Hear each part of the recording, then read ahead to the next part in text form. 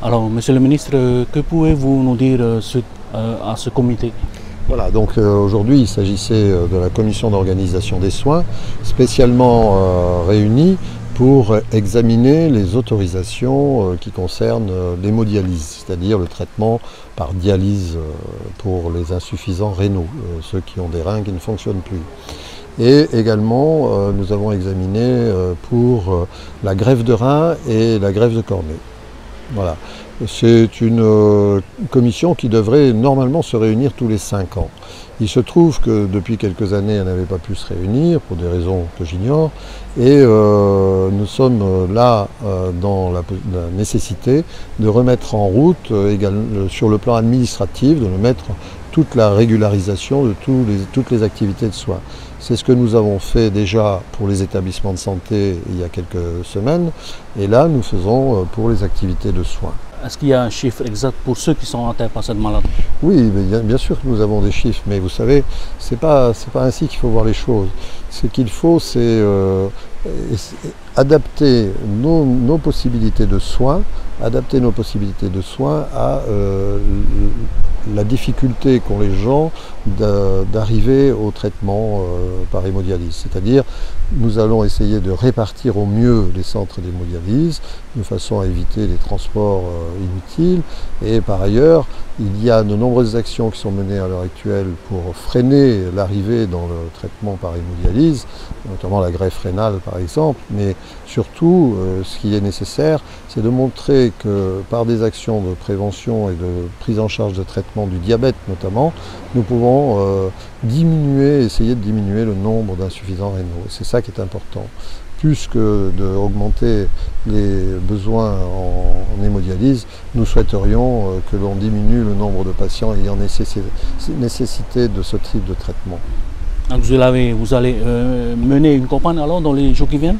Oui, vous aurez des campagnes qui vont se développer progressivement, notamment en matière d'alimentation. On va avoir des actions assez fortes de prévention.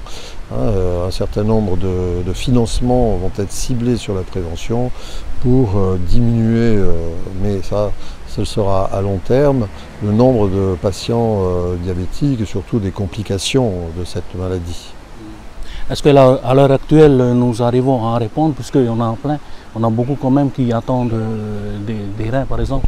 À l'heure actuelle, nous arrivons à répondre en ce qui concerne l'hémodialyse, c'est-à-dire le traitement par infiltration artificielle du sang. Là où le domaine est difficile, c'est la greffe rénale. Nous avons des difficultés à avoir des donneurs. Pour des raisons que l'on peut tout à fait comprendre, c'est quelque chose qui est nouveau, et il faut une information aux familles notamment, une information au public qui soit faite pour permettre d'augmenter l'acceptabilité du don d'organes. Le don d'organes, c'est quelque chose qui doit être qui peut être familial par exemple, et qui peut être lorsque une personne a perdu conscience totalement et qu'on déclare en mort cérébrale par exemple, il faut que la famille se détermine pour savoir si elle est d'accord à donner les organes, voilà.